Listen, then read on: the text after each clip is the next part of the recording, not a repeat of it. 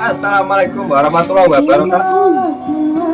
Alhamdulillah Lur, pagi hari ini Wong Desa Bloko ada kegiatan dari Pak Ketua RT 4 bahwasanya pagi hari ini kita akan kedatangan tamu KKN dari UNES dan Undip kok UNES sih? Ora apa-apa, Undip. Pokoknya ikuti terus video ini Wong Desa Bloko Lur, jangan lupa di subscribe, di like dan di komen. Pagi ini kita masih menunggu tamu dari KKN, katanya masih dalam posisi perjalanan. Itu ya Pak Yono? Ya, betul. Nah, ini sudah ada Pak RT, Pak mantan RT, Pak Moid, komplit sudah pada menunggu. Oke Lur, ikuti terus video kita pagi hari ini. Moga-moga wae mendapatkan kegiatan yang positif. Wes ngono sih Pak.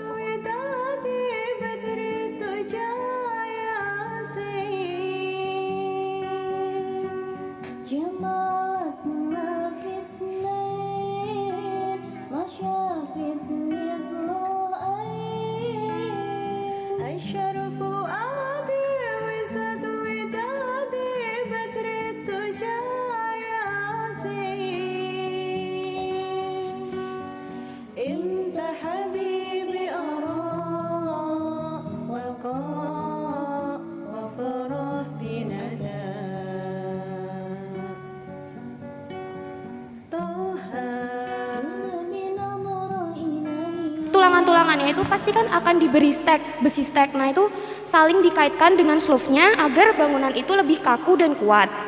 Selanjutnya itu ada dinding. Nah pada kali ini dinding itu sebenarnya pada rumah-rumah pada saat ini itu sudah sesuai, cuman akan lebih baik apabila menggunakan bahan-bahan yang bersifat ringan seperti itu. Nah contohnya itu menggunakan bata hebel. Nah bata hebel itu salah satu material konstruksi yang terkenal dengan keringanan dan kekuatannya.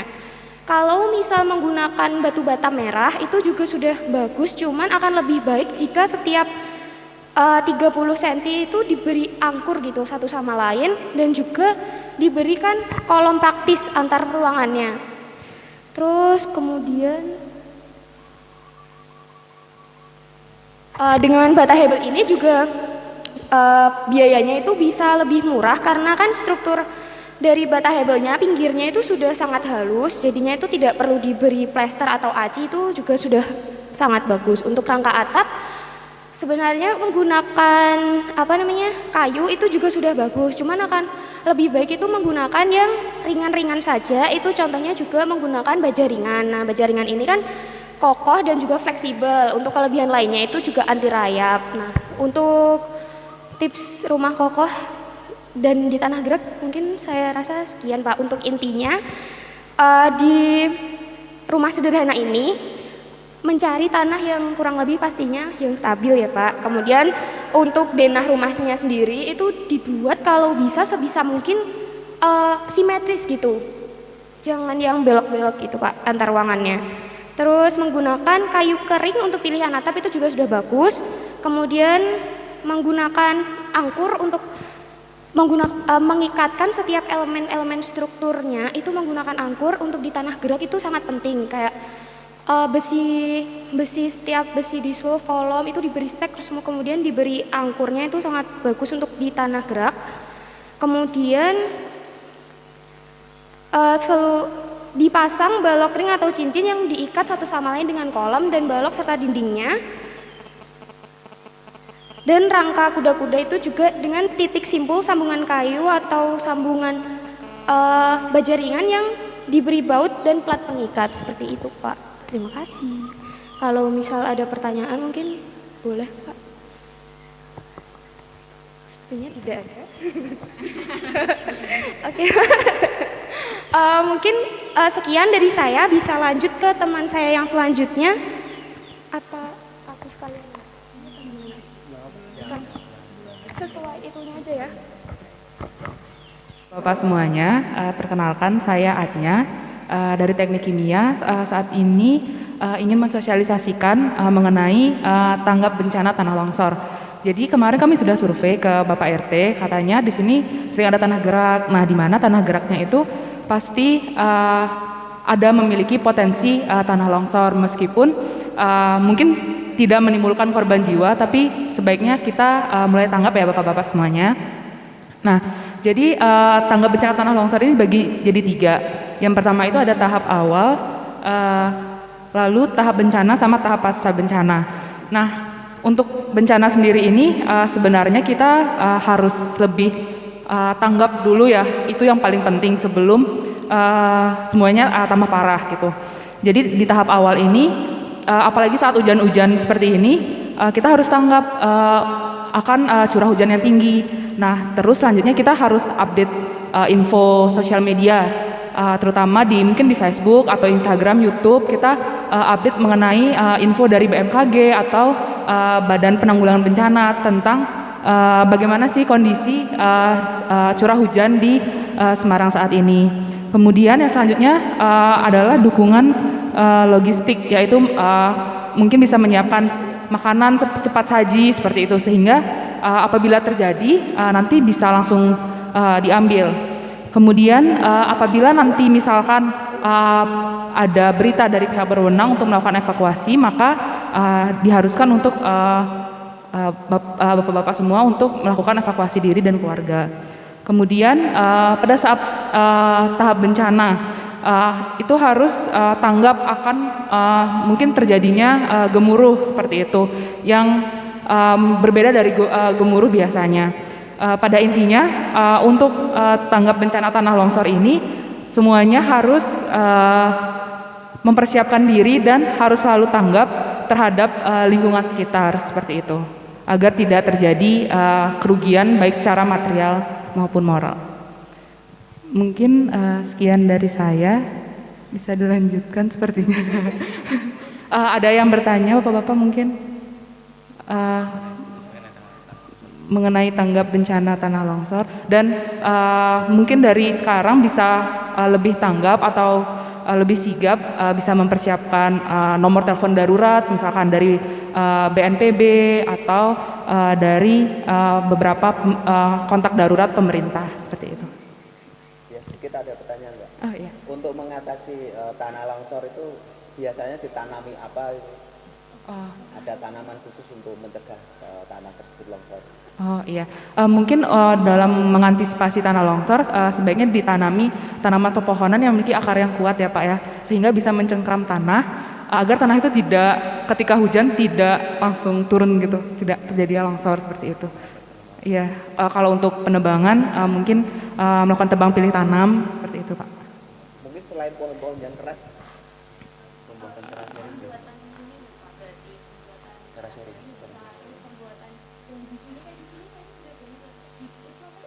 pondasi. Iya. Baik, terima kasih Bapak-bapak untuk waktunya. Selanjutnya akan dilanjutkan oleh teman saya. Ya, assalamualaikum warahmatullahi wabarakatuh. Sebelumnya saya di sini itu ingin mensosialisasikan tentang bagaimana cara kita tuh memilah sampah menjadi 3 kategori, yaitu sampah anorganik, organik, dan B3. Sebenarnya untuk alasan sampah dipilah ini itu karena setiap sampah itu memiliki kesulitan dalam dia tuh terurai, makanya dikategorikan menjadi 3 ini. Dimulai dari sampah anorganik. Sampah anorganik itu biasanya juga berasal dari sampah rumah tangga seperti botol aqua, plastik, kantong plastik, styrofoam, botol kaca. Nah, sampah ini itu sulit untuk terurai secara alami. Beda dia dengan sampah organik dari sampah sayuran, buah-buahan, itu dia tuh bisa membusuk secara alami. Untuk sampah anorganik ini perlunya kita itu untuk bisa memanfaatkan untuk diolah menjadi barang yang lebih berguna, karena kita nggak bisa langsung dibuang gitu aja karena bisa mencemari lingkungan. Untuk sampah organik sendiri ini dia itu berasal dari makhluk hidup seperti tumbuhan dan sayuran yang seperti saya bilang. Dia ini itu bisa terurai secara alami dan biasanya dimanfaatkan sebagai pupuk kompos dengan cara cukup ditimbun saja itu sudah bisa menyuburkan tanaman.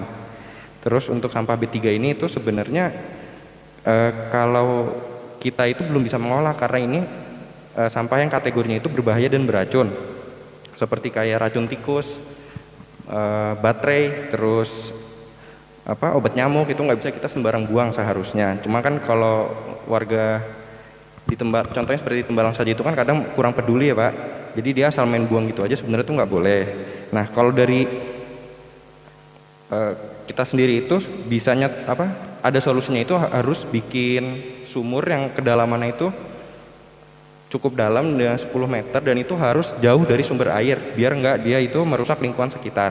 Tapi untuk saat ini solusi yang menurut saya paling simpel itu kita bisa memisahkan sampah B3 ini sendiri, lalu sudah ada dari Semarang itu sudah ada tempat pembuangannya, jadi ntar ada jasa yang bakal ngambil terus dia diolah sendiri gitu. Terus untuk sebenarnya harusnya saya bawa tempat sampah, cuman karena dana yang terbatas jadi saya ngasih solusi aja ini untuk dibikin jadi 3 kategori. Jadi ada anorganik, organik, dan B3. Biasanya sih bisa dikasih warna seperti ini dan namain aja gitu. Sekian dari saya untuk pemilihan sampah ini. Barangkali ada yang mau bertanya.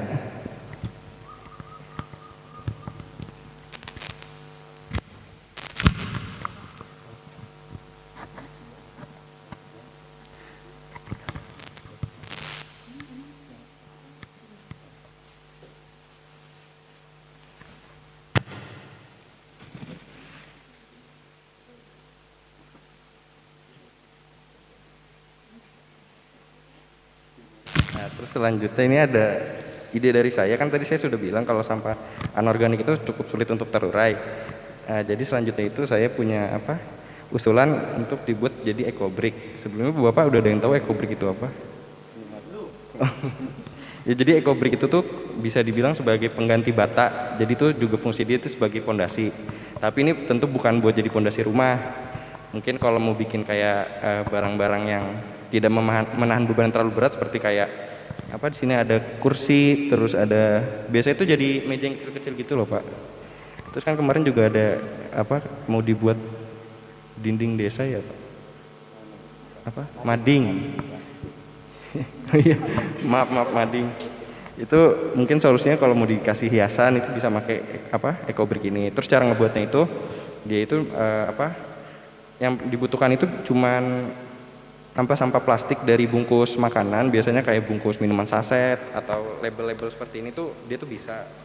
Caranya itu kita harus di sampah-sampahnya itu harus dibersihin dulu, dicuci bersih biar dia itu nggak ada pembusukan di sisa-sisa makanan yang di dalamnya. Terus ya setelah dicuci bersih digunting kecil-kecil, baru dia itu dipadatkan sampai biar padat sampai bawah sini. Terus isinya penuh sampai kayak gini. Biar padat itu karena dia itu biar kokoh. Jadi kalau ini kan bisa melewat gini ibaratnya gitu. Kalau dia diisi sampai padat itu dia bakal keras strukturnya. Jadi cocok untuk pondasi, tapi emang bukan untuk pondasi rumah. Untuk pondasi benda-benda yang menahan beban itu yang nggak terlalu berat gitu. Terus kalau buat saya, kalau saya ngebawa bentuk jadi itu emang ngebutuhin sampah kan agak banyak, segini aja kan sudah lumayan. Jadi mungkin kalau warga sekitar minat bikin seperti ini tuh akan lebih mudah untuk bikin jadi bentuk jadi kayak jadi kursi seperti ini gitu. Mungkin sekian dari saya tentang ekobrik. Barangkali ada yang mau bertanya. Selanjutnya ini saya lagi ya Pak. Ini di sini saya mau sosialisasi lagi mengenai pengolahan sampah terpadu seperti yang tadi.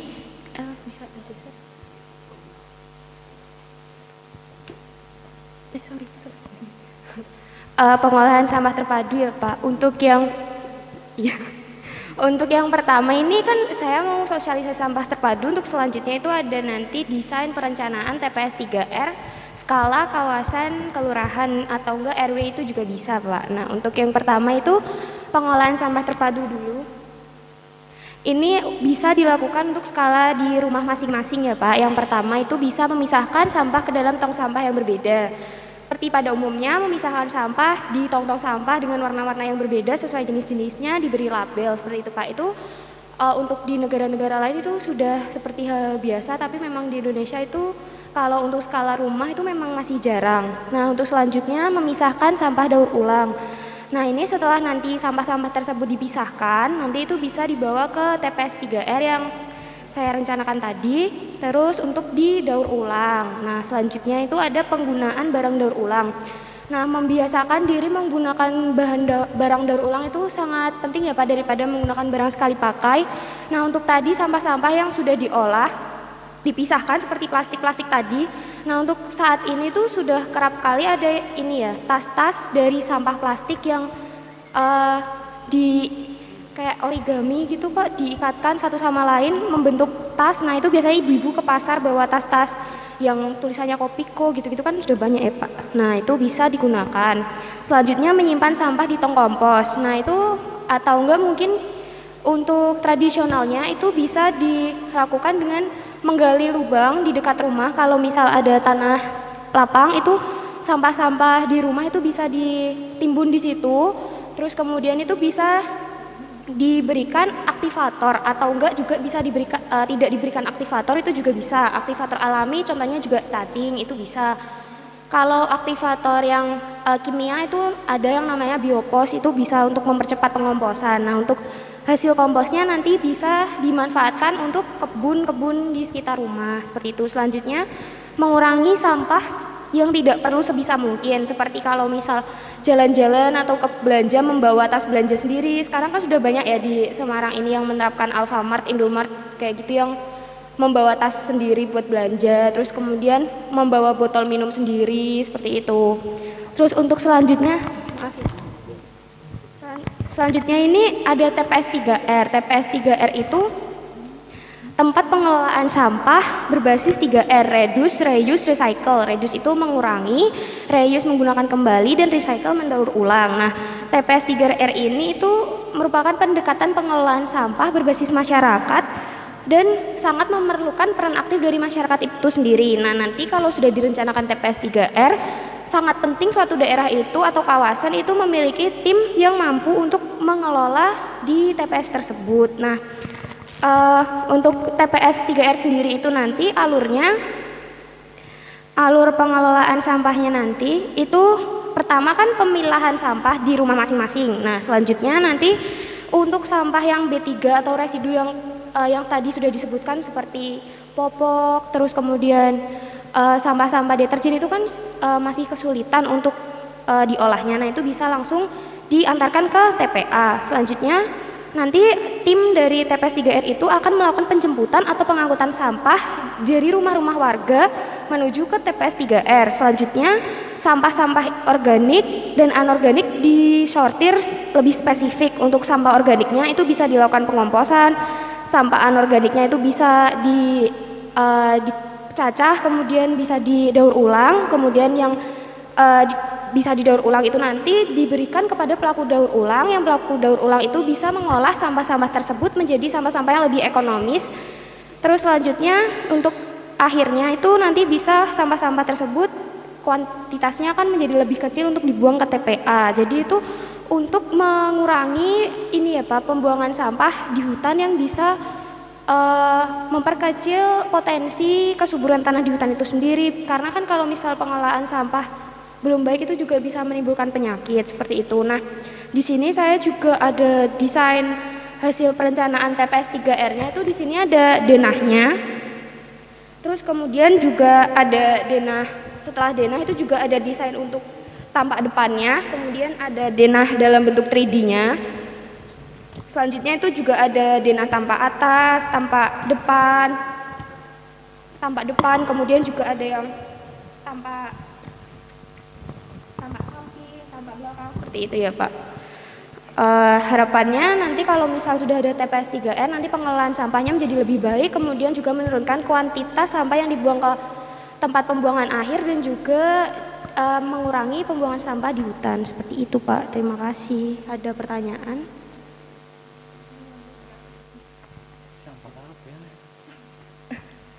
Ya, selamat siang Bapak-bapak semua. Di sini saya akan melengkapi yang udah dijelasin dari teman saya barusan. Nah, kalau tadi kan di teman saya itu pengelolaan sampahnya secara 3R ya. Nah, di sini ada lagi pengelolaan sampah yang lebih lengkapnya. Nah, kalau boleh tanya nih Bapak-bapak udah tahu belum ya 5R itu apa aja? Pak, ada yang tahu? Oh, baru kali ini. Oh ya udah oke. Kalau baru kali ini saya bakal jelasin aja 5R itu ada apa aja. Yang pertama itu ada refuse. Jadi refuse ini adalah kita menolak untuk penggunaan plastik. Nah, contohnya itu apa? Contohnya itu kita bisa mengurangi penggunaan sampah plastik, tapi kita bisa pakai tote bag itu loh, kantong belanja. Nah, itu untuk mengurangi sampah plastik secara refuse. Terus yang kedua ada reduce, itu kita mengurangi penggunaan plastik dan aktivitas yang menghasilkan sampah gitu. Nah, contohnya ini kita bisa mengurangi penggunaan sedotan plastik, itu diganti dengan penggunaan sedotan yang terbuat dari kayu atau terbuat dari stainless. Selanjutnya itu ada reuse, yaitu menggunakan kembali barang-barang yang bisa digunakan.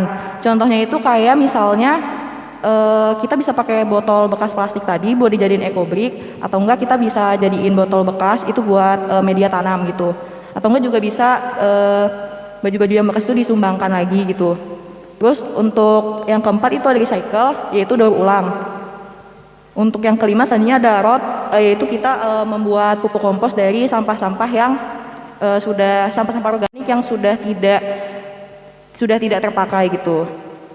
Dari saya sekian, mungkin ada yang mau ditanyain.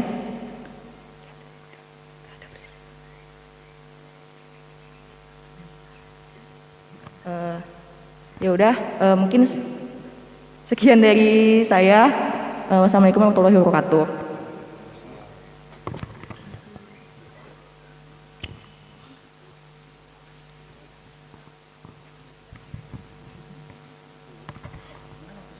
Nggak ada poster.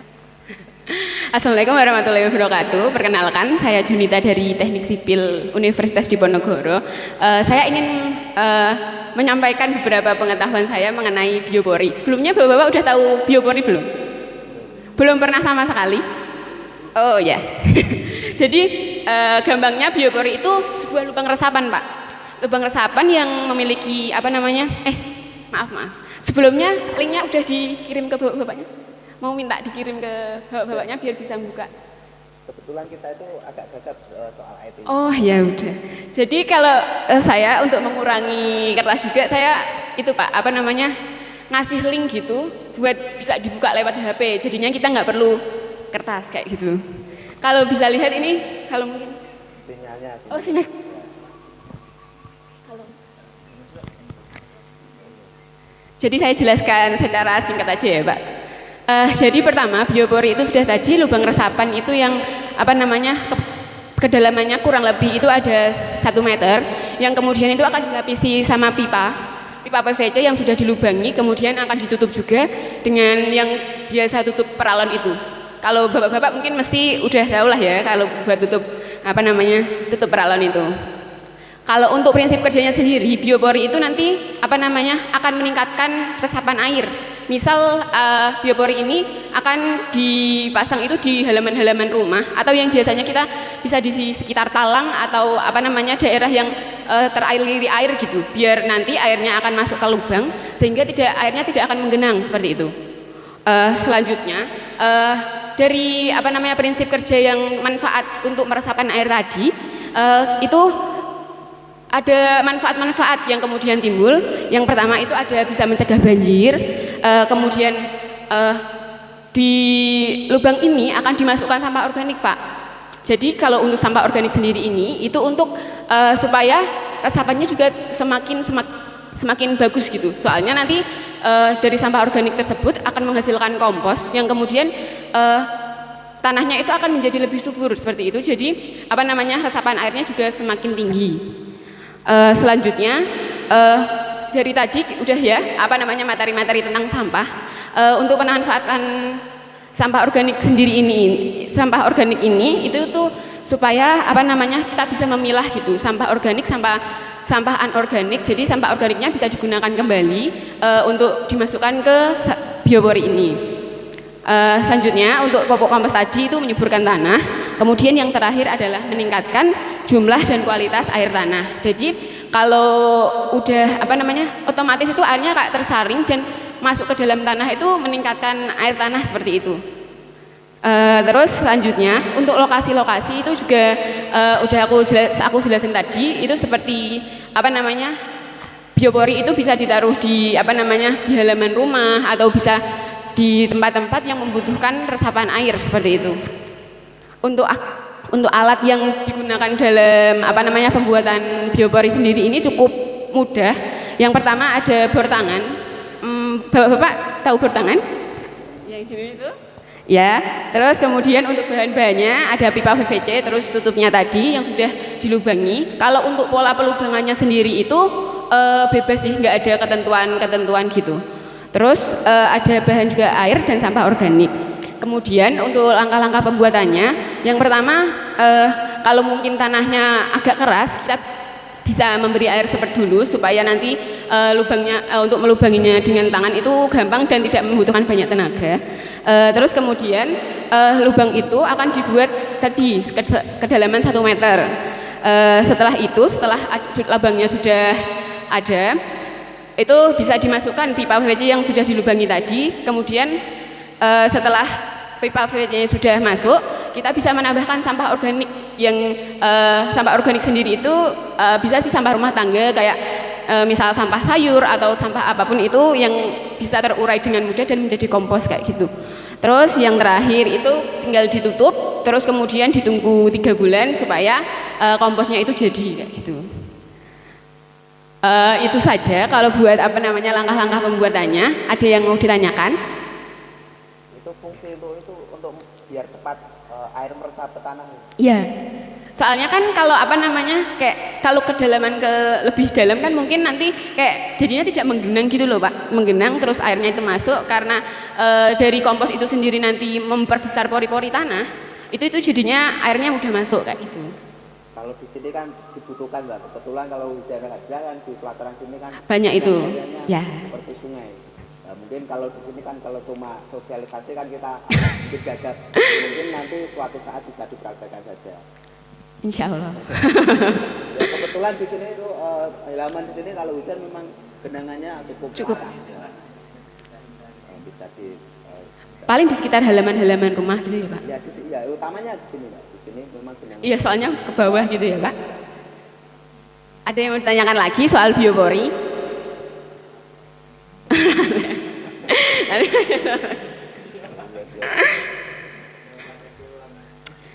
Iya sih. Selanjutnya saya lanjutkan.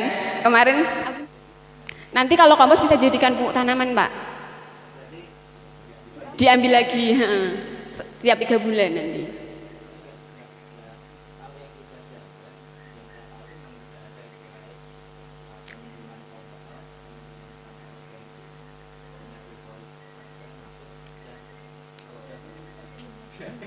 Ada juga sih Pak, tapi mungkin emang kayak di teori sama teori sama praktek kan kadang beda juga Pak. Tapi memang kalau di teorinya itu nanti di kompos itu nanti kayak lebih memperbesar pori-pori gitu supaya nanti bisa masuk. Cuma emang saya juga pernah praktek, itu cuma dimasukin sama daun-daun aja sih. Kalau sampah organik kayak sampah rumah tangga itu belum pernah. Kalau dari daun-daun gitu emang ada. Soalnya di sipil juga ada, maksudnya di departemen. Gimana? Ya udah saya lanjutkan. Kalau dari masalah-masalah RT kemarin kan juga ada masalah buat proposal dana kayak gitu. Jadi kalau bapak-bapak di sini sudah pernah membuat proposal gitu? Belum pernah sama sekali. Kalau Microsoft Word sudah tahu? Belum ya? Itu tadi kita agak gagal soal teknologi. Oh iya. Jadi kalau Microsoft Word sendiri itu kayak cuma buat alat sih Pak, alat kayak buat ngetik kayak gitu. Kalau dulu mungkin pakai mesin tik ya. Kalau sekarang kan mungkin emang pakai laptop atau pakai komputer lah. Di komputer itu nanti ada aplikasinya Pak. Ada aplikasi yang digunakan buat kita membuat proposal itu sendiri, kayak membuat kata lah intinya, membuat surat kayak gitu. Kalau buat format-format surat RT gitu juga berarti emang udah dari oh berarti udah ada, maksudnya udah jadi kayak gitu ya. Jadi kalau ini kan kalau mengetik itu mungkin basic ya, kayak harus tahu aplikasinya sama gimana mengetiknya gitu. Kalau bapak-bapak semuanya kesusahan, mungkin nanti bisa di sini ada warnet gitu nggak sih Pak? Kalau mungkin warnet kan bisa langsung gitu. Oh kalau enggak, oh ya anak-anak muda yang mungkin bisa gitu ya. Ini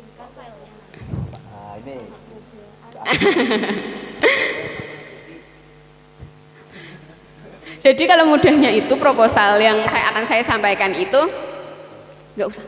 Kalau proposal yang mudahnya yang akan saya sampaikan ini itu supaya bapak-bapak semua, kalau misal ada pemerintah atau ada partai politik yang ingin menyampaikan bantuan, dan bantuan itu kan biasanya kayak perlu kejelasan ya, dananya ini itu buat apa, terus apa namanya bakal digunakan seperti apa kayak gitu. Mesti kan mereka yang memberi dana juga mau tahu gitu dananya mau digunakan untuk apa. Jadi kalau dengan proposal ini nanti bisa tahu nih kira-kira nanti dana yang mau diturunkan itu dipakai buat apa aja. Jadi terperinci secara terperinci gitu, terlihat kira-kira nanti dananya akan disalurkan seperti apa. Kalau buat formatnya sendiri, kalau mungkin akan saya sulit menjelaskan ya kalau emang Bapak kurang mengetahui soal ini. Jadi kalau saya kasih tahu aja isinya, kalau proposal itu biasanya isinya masalah, mungkin masalah apa yang bapak-bapak semua hadapi, terus yang membutuhkan dana itu apa kayak gitu. Jadi setelah nanti masalahnya dijabarkan dalam proposal ini, nanti akan muncul apa namanya manfaat-manfaat kalau dana ini diturunkan kayak gitu. Misal butuh tenda atau butuh apa seperti itu. Kita ngomonglah kalau tenda itu dibutuhkan seperti ini, dibutuhkan untuk ini, seperti itu. Nanti kalau manfaatnya kita bisa kita lihat manfaatnya seperti bisa digunakan buat apa namanya acara-acara, misal untuk apa namanya nikahan atau ada acara-acara kayak mendukung kegiatan-kegiatan desa lah seperti itu. Kalau mungkin biasanya di sini di rumah berarti ya Pak, kayak di luar gitu jarang. Kayak misal di luar, ya kayak misal kalau apa namanya acara di luar kan membutuhkan tenda, misal biar tidak meninggikan anggaran-anggaran bapak-bapak sendiri, itu bisa misal mengajukan gitu kayak apa namanya ke pemerintah atau misal nanti kalau ada partai politik yang masuk kayak gitu. Setelah ada manfaat itu nanti pasti ada rincian-rincian dana. Misal bapak-bapak mau mengusulkan berapa juta nih, terus nanti dirinci berapa juta ini itu untuk apa aja, biar tahu yang akan memberikan dana itu tahu kayak gitu. Setelah itu biasanya itu ada tambah-tambahan kayak surat-surat yang biasanya itu dikeluarkan oleh RT ataupun kelurahan, itu biar untuk memperjelas gitu, kayak ada buktinya kalau apa namanya dana ini bakal digunakan untuk kegiatan-kegiatan seperti ini kayak gitu. Kalau contoh proposalnya sendiri itu udah, kalau ada yang bisa buka link bisa, tapi kalau ada yang mau lihat, jadi kalau yang aku bawa itu contoh pengajuan dana itu sih pengeluaran dana yang apa namanya sederhana kayak gitu. Terus kalau yang di link yang saya bagikan itu udah bentuk Microsoft Word. Jadi kalau bapak-bapak membutuhkan proposal tinggal diedit aja, tinggal diganti. Misal itu ada kegiatan apa, nanti judulnya diganti seperti itu. Ada yang mau ditanyakan soal proposal?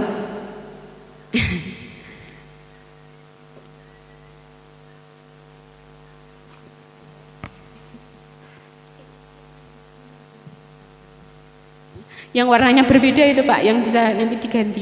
Yang warnanya enggak hitam itu yang diganti.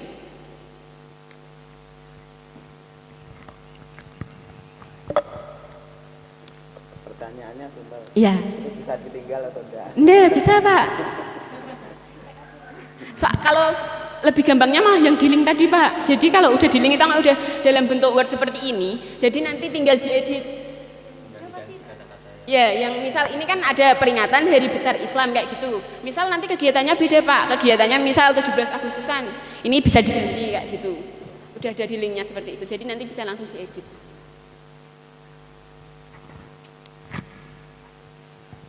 Jadi nggak perlu ngetik dari awal kayak gitu.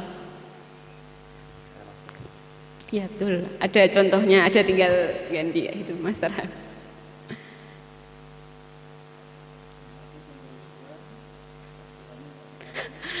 Itu kayaknya sama dari tadi pagi aku lihat. Iya nanti saya edit di sini langsung nanti. Kalau di link itu bisa langsung juga diedit Pak, jadi nggak perlu di-download, langsung diganti di situ juga nggak apa-apa. Nanti jadi saya masih bisa ngedit di situ. Misal apa namanya butuh bantuan buat ngedit, nanti saya editin nggak apa-apa.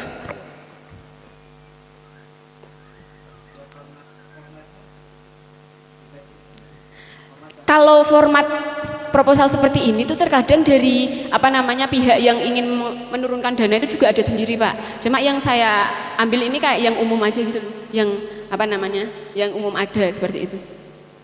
Soalnya biasanya kelengkapan proposal itu juga diminta dari instansi-instansi sendiri kayak gitu.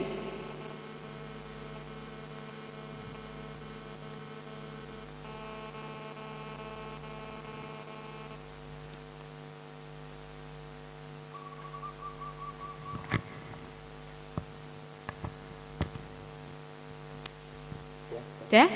Bapak ada udah semuanya? Terima kasih. Sekian dari saya. Wassalamualaikum warahmatullahi wabarakatuh. Selamat siang Bapak-bapak semua. Di sini saya akan menjelaskan tentang pembuatan herbisida nih. Dari Bapak-bapak sendiri mungkin udah ada yang pernah pakai herbisida atau belum ya? Oh ya. Oke, mantap. Nah, jadi herbisida ini saya bikin untuk membasmi tanaman liar. Kenapa harus membasmi tanaman liar? Karena tanaman liar ini mengganggu tumbuhan lainnya. Karena tanaman liar tadi itu akan mengambil unsur hara yang ada di tanaman utama gitu. Nah, selain itu juga kalau banyak rumput liar itu akan mengganggu pemandangan dan keindahan dari kawasan pemukiman warga ini sendiri. Selain itu juga tanaman liar yang menjalar itu dapat menutupi kabel listrik. Kalau nutupin kabel listrik kan bakal bahaya ya. Nah, selain itu juga tanaman liar ini harus dibasmi. Kenapa? Karena tanaman liar ini bisa memicu adanya serangga atau hewan yang bakal sembunyi di tanaman liar itu. Nah, gimana caranya? Caranya itu ada banyak. Salah satunya itu dengan membuat herbisida nih. Nah, ini herbisidanya ini saya bikin dengan bahan-bahan yang mudah didapat. Jadi bahan-bahannya itu ada cuka putih, saya pakai asam asetat, tapi untuk kalau karena susah didapat itu bisa pakai cuka dapur, itu di supermarket biasanya ada atau di warung-warung juga ada. Selain itu juga bisa pakai lemon. Nah, kalau lemonnya ini susah itu bisa diganti sama jeruk nipis. Selain itu pakai alkohol juga, sama pakai sabun cuci piring. Itu bisa sanek atau mama lemon bebas. Nah, langkah yang pertama itu kita memasukkan cuka putih sebanyak 400 ml, itu kira-kira 3/4-nya dari botol aqua yang sedang itu. Terus ditambahin 30 ml alkohol, kemudian ditambahin sama 1-2 sendok teh sabun cuci piring. Kemudian ditambahin lagi sama 2-3 sendok makan lemon atau jeruk nipis. Nah, itu tinggal dicampur-campur aja semuanya. Nanti kalau udah tinggal diaduk. Kalau udah diaduk, itu nanti diencerkan dengan perbandingan 1:1. Jadi rata gitu, misal bikin cairannya itu 1 liter, berarti harus diencerin sama air sebanyak 1 liter juga gitu, perbandingan 1:1. Nah, ya udah, setelah itu jadi herbisidanya bentuknya kayak gini tuh. Untuk video pembuatannya mungkin sudah saya bikin, nanti saya share ke grup WhatsApp ya, mungkin Pak, untuk prakteknya. Iya, diberikan lewat Pak RT. Sudah dipraktekkan atau sudah diujikan atau belum? Sudah pernah, tapi belum yang teman saya sudah pernah sih Pak. Iya, dan ya lumayan efektif sih untuk membasmi tanaman liar. Tapi butuh waktu beberapa bulan sih Pak. Nggak langsung yang iya itu. Mungkin ada keluhan Pak.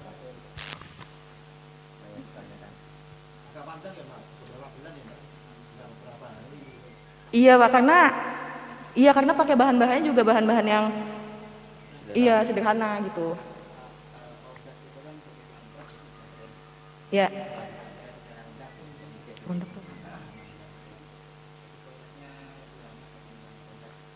Iya, karena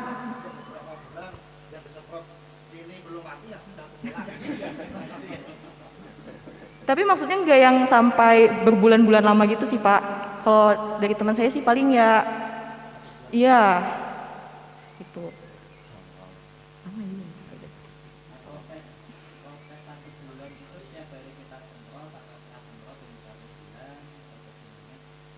Bagusnya sih tiap hari disemprot ya Pak. Gitu. Disemprot di ya ngaruh karena akan mati juga.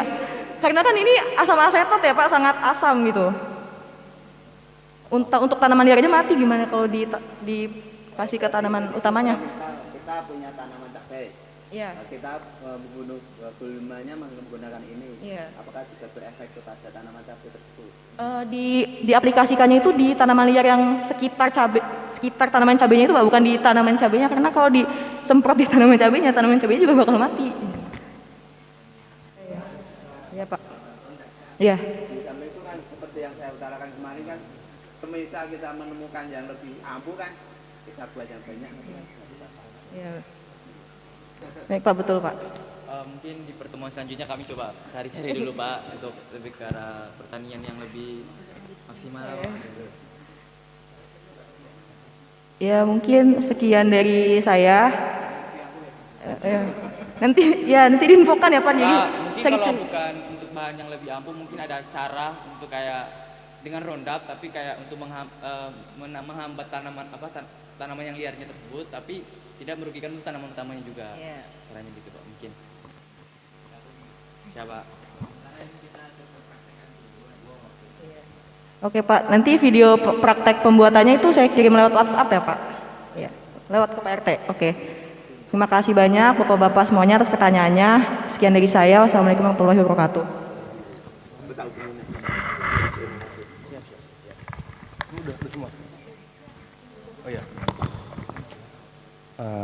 Selamat siang Bapak-Bapak semuanya. Perkenalkan, nama saya Rahadian Widyasmoro dari jurusan Teknik Sipil Undip.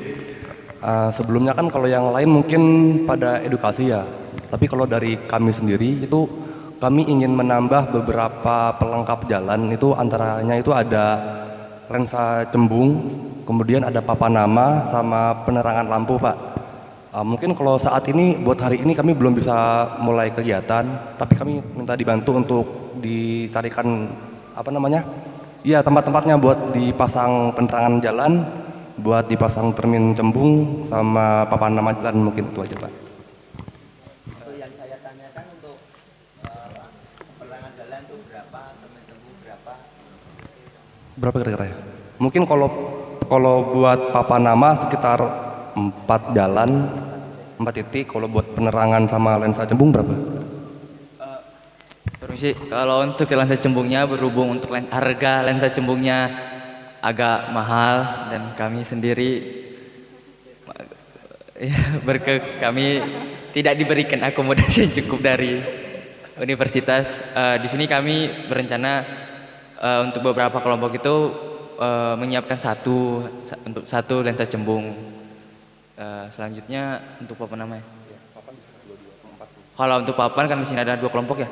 2 kelompok, mungkin satu kelompoknya bisa 2 nama jalan, jadi sekitar ada 4 titik, 4 papan namanya. Terus untuk penerangan jalan sekitar berapa ya? 2. Untuk papan penerangan jalannya berarti ada 2 titik untuk 2 kelompok gitu Pak. Gitu, Pak. Untuk kegiatan dari program ini pada hari ini, kami berencananya untuk survei dulu, kira-kira kami akan konsultasi lebih sama Pak. Videoin aja.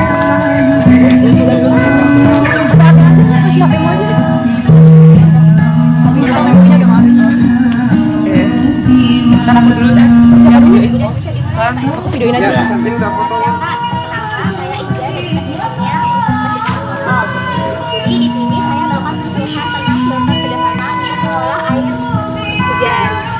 Jadi kan di sini kemarin kita sosialisasi sama Pak RT, katanya ada juga penyediaan airnya ya Pak ya. Jadi di sini kita mengolah air hujan sebagai NPK. Jadi di sini untuk contoh sederhananya ini kita pakai air botol air mineral. Yang pertama itu kita lubangin dulu. Untuk filternya kita buat lubang dulu botolnya. Terus di bagian sini juga dilubangin. Tapi untuk misal untuk filter langsungnya itu lebih baik pakai kain lagi Pak, biar nggak ada kotoran yang larut. Terus untuk lapis pertamanya di sini ada kapas sama kasa. Kain kasa buat luka itu. Terus juga ada induk. Nah kalau untuk induk sendiri ini bisa diganti sama sabut kelapa. Terus lapisan ketiganya ini ada pasir akuarium itu Pak, jangan pakai pasir tanah. Soalnya kalau pasir ini kemarin kita udah juga, tapi hasilnya tetap jadi lebih bagusnya pakai pasir akuarium aja. Terus untuk kerikilnya ini kita juga pakai kerikil akuarium. Mungkin sebenarnya kalau pakai kerikil biasa itu bisa, cuman memang harus diperiksa dulu. Kemarin kita juga udah coba, tapi kebetulan kita kemarin kerikilnya sudah bersih, jadi kita pakai pasir campur sama air sama pasir, jadi udah ada kurang cepet gitu ya Mbak ya. Udah kita coba hasilnya kayak gini, mungkin bisa kita coba.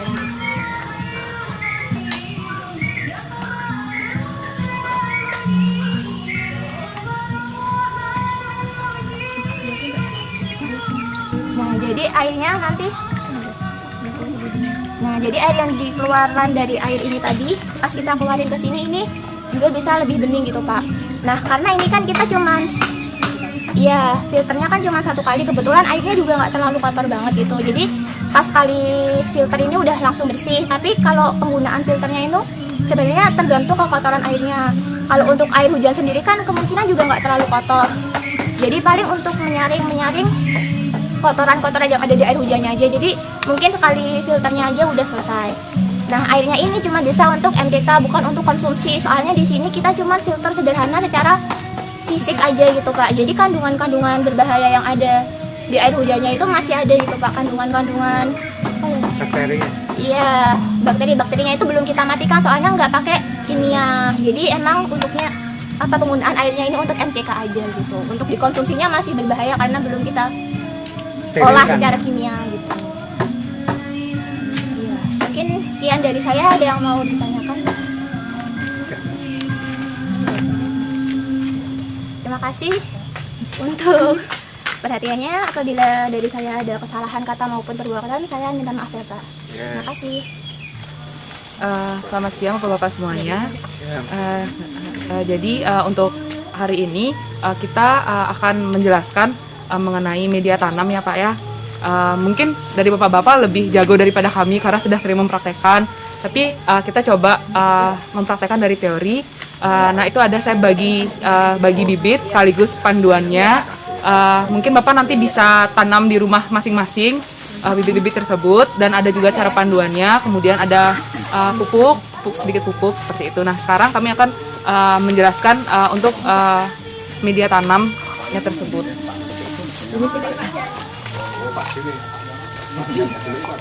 Apa?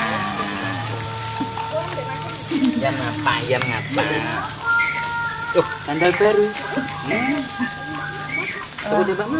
Jadi untuk media tanamnya sendiri sebenarnya komposisinya beragam ya Bapak-Bapak ya. Namun beberapa saya lihat di internet seperti itu banyak dominan menggunakan perbandingan 1:1, yaitu tanahnya 1, sekamnya 1, dan komposnya 1.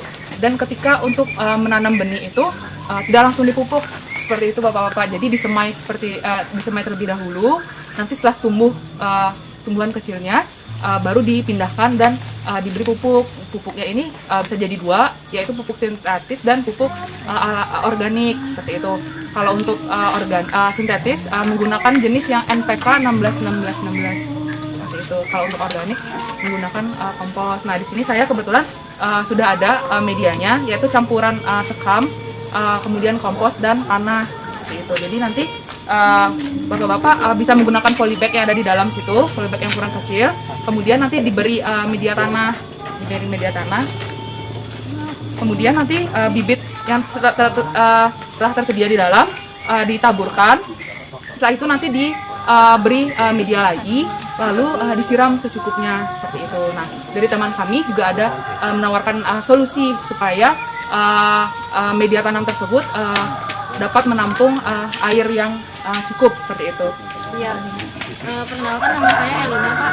Jadi kemarin udah tanya-tanya ke PT juga, katanya di sini tuh banyak yang masih balita, terus otomatis kan limbah pampersnya banyak ya. Nah sebenarnya limbah pampers itu bisa dipakai buat mempertahankan tanah, kelembaban tanah.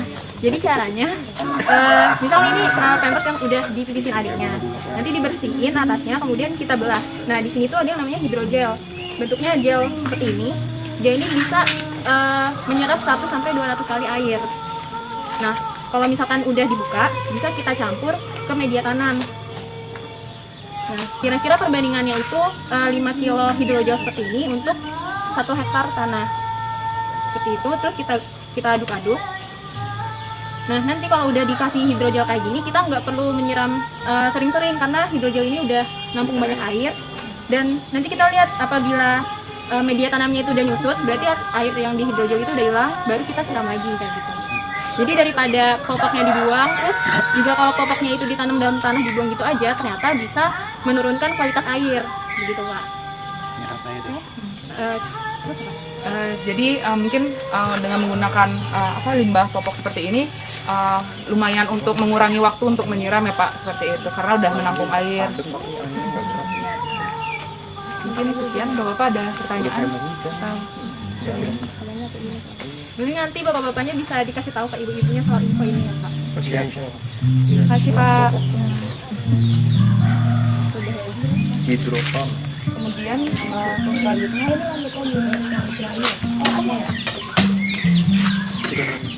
terus selanjutnya ini ada juga pembuatan pupuk tapi dari nasi basi dicampur dengan air cucian beras. Jadi caranya cukup sederhana ya Pak Bu. Jadi ini kira-kira ada 300 gram nasi basi yang udah kita masukkan ke botol. Terus nanti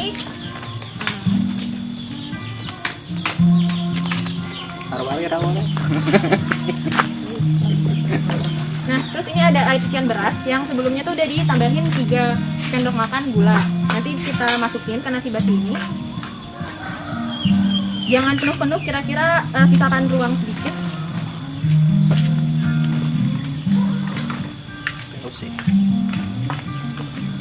Itu nasi basi Mbak?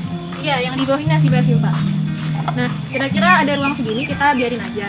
Kalau udah, kita diamkan selama 2 hari. Nah, setelah 2 hari itu biasanya nanti botolnya akan menggembung karena ada udara.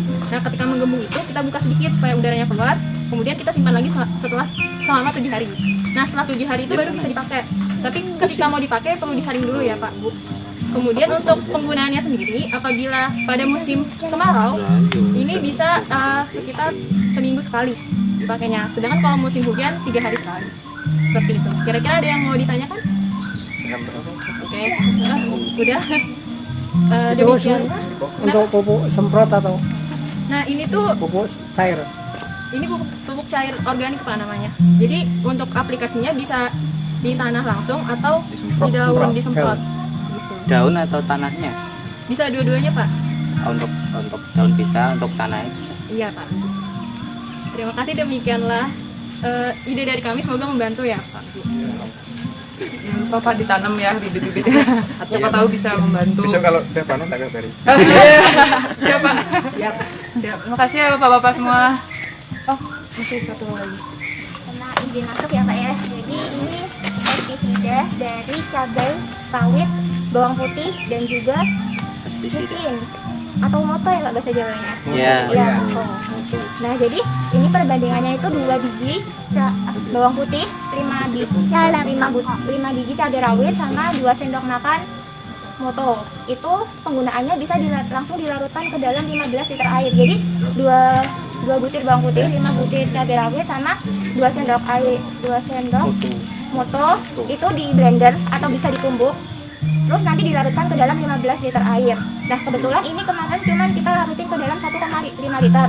Ini kita larutin ke 1,5 liter air, terus kita udah diamin selama semalam. Nah, kalau kayak gini nanti dalam penggunaannya dilarutin lagi 1:10 gitu, Pak. Jadi misal nanti ininya 10 mili atau mungkin 40 mili itu pakai gelas minum biasa. Itu 400 mili.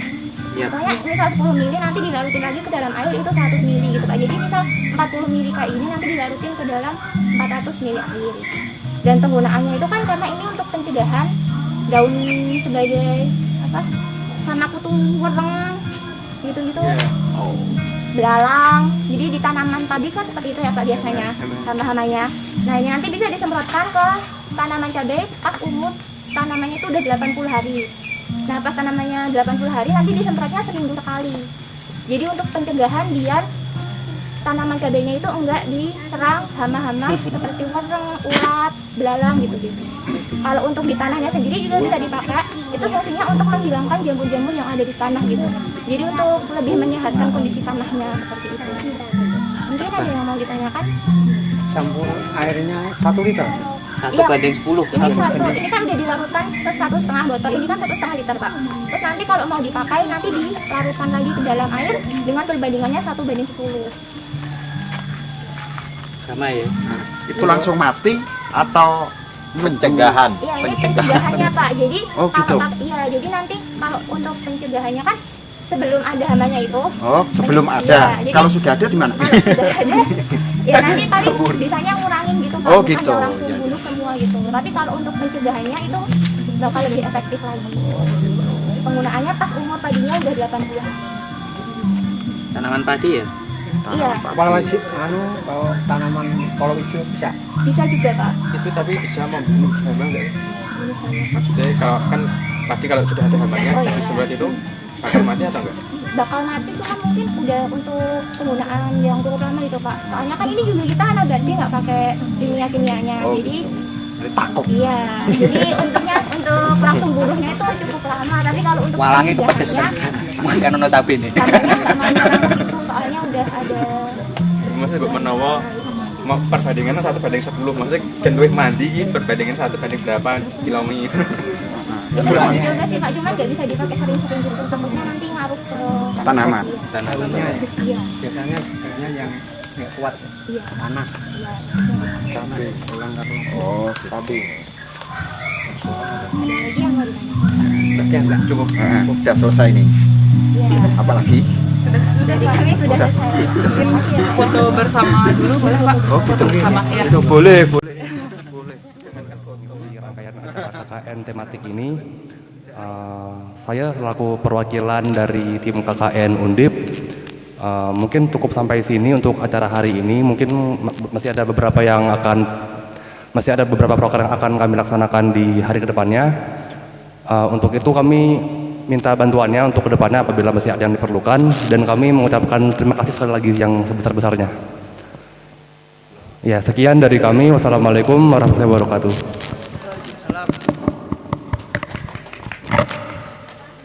Ya, mungkin dari Pak Yun sendiri ada sampaian buat kami semua. Ya, terima kasih atas waktu yang diberikan pada saya. Langsung saja, sebelumnya saya juga mengucapkan sugeng rawuh, selamat datang di lingkungan kami. Tentunya semoga apa-apa yang telah disampaikan dari tim KKN benar-benar berguna untuk masyarakat kami, dan saya juga mengharapkan support dan dukungan sekiranya apa yang menjadi program-program di lingkungan kami bisa kita terapkan di lingkungan kami. Sekali lagi saya mewakili warga, saya mengucapkan terima kasih, dan saya akhiri. Wassalamualaikum warahmatullahi wabarakatuh.